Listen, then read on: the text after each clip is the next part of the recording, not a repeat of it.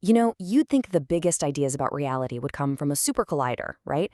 Or some far-off galaxy. But what if I told you the secret to, well, everything was hiding in a salad bowl? Today, we're diving into an incredible idea from Malaysia that uses a delicious dish to explain it all, from ecosystems to society. Let's get into it. I know, I know. It sounds a little crazy, doesn't it? A simple, messy, delicious salad holding the secrets to the cosmos? Well, there's a fascinating framework called Teori Rojak, or Rojak theory, that says, yeah, it absolutely can. To really get this, you have to go right to the source. So I want you to picture it. A bustling street-side stall in Kuala Lumpur. You can almost hear the sizzle, smell the spices, right? A vendor is expertly tossing together this amazing fruit and veggie dish called rojak. And right there, in that simple, everyday moment, that's where this huge idea was born, an epiphany and a local delicacy. All right, so let's break this thing down. We're going to really dig into the core components, the anatomy of this idea, to see what makes it tick. Okay, so at the very heart of Teori Rojak is this beautifully simple formula. It goes like this. You've got your bahan, that's the ingredients. You add the sauce. You combine them through pencampuran, the mixing. And what do you get? Emergency, or emergence. And the big claim here isn't just that this is how you make a salad. It's that this is the fundamental recipe for reality itself. So let's look at those three pillars. First, you've got bahan, the ingredients. Second, sauce, the sauce. And third, pencampuran, the actual mixing process. And trust me, every single part is absolutely crucial. First up, bahan, the ingredients. So in a real rojak, we're talking about pineapple, cucumber, tofu, all these different things. The key is they all stay themselves. The pineapple is still pineapple-y, the cucumber is still crunchy, nothing gets mashed into some uniform paste. And that's the whole point, right? It's all about respecting those individual diverse parts in any system. Next up is the sauce. And honestly, this is kind of the magic element. It's this unifying principle, that sweet, spicy peanut sauce that just coats everything and brings it all together. But, and this is so important, it doesn't erase what makes each ingredient special. It just gives them a common ground, a way to connect and interact. And finally, pencampuran, the mixing. Now, we're not talking about a gentle little stir here. No.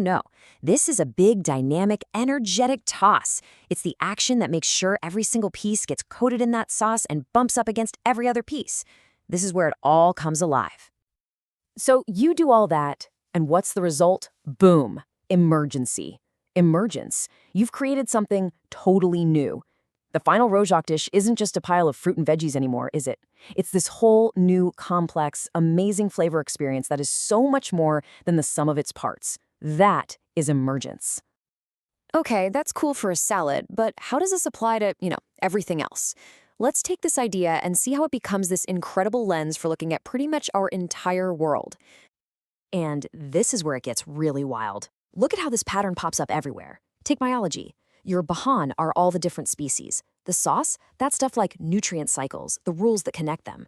And the emergency that comes out of it, a strong, resilient ecosystem. Or how about technology? The ingredients are data, images, and code. The sauce is the internet protocol, TCP/IP, that lets them all talk. And the emergent result? The World Wide Web. It's the exact same pattern, over and over again. This is so different from that melting pot idea we hear about, right? In a melting pot, the whole goal is for everything to, well, melt, to lose what makes it unique and just become one uniform thing. The goal is sameness.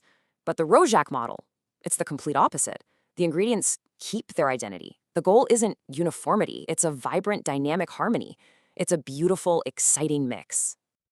And there's no better place to see this in action than the country where the whole idea came from. So let's look at Malaysia itself as one giant, living, breathing rojak. So what are the bahan of Malaysia? Just look at this incredible mix of people. You have Malay, Chinese, Indian, Kadazan, Iban, Orang Asli, and so many more. Each one with its own language, its own traditions, its own incredible heritage. They're all distinct and they're all vital to the whole. Okay, so what's the sauce holding all of this together? Well, it's a mix of a few things. You've got the national principles, the Rukun Negara. You've got a shared national language. You've got this fundamental spirit of tolerance and respect. And let's be honest, a massive shared love of food definitely helps. And what emerges from this incredible national rojak? You get this unique, resilient Malaysian identity. And the key thing to understand is that the culture is strong not in spite of its diversity, but precisely because of it. That constant mixing and interaction is what makes the whole thing so dynamic, so adaptable, and just so incredibly rich. All right, so this brings us to the final piece of the puzzle.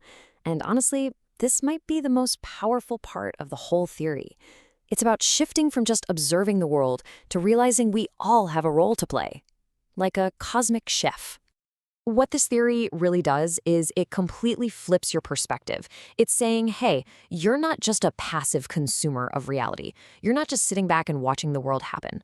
No, you are an active creator. We all are. We're constantly shaping the world around us with our choices and actions. And this one quote just sums it all up perfectly. We aren't just consumers of the cosmic rojak. We are the chefs. I mean, think about that. We're the ones choosing the ingredients, we're making the sauce, we're doing the mixing. That gives us agency, creativity, and responsibility for the reality we're cooking up together. So, that leaves us with one last big question, and this one's for you. If we really are the chefs, if we have the power to pick the ingredients and mix them with real intention, then what kind of reality are you going to create? In your life, in your community, in your world? What's on your menu?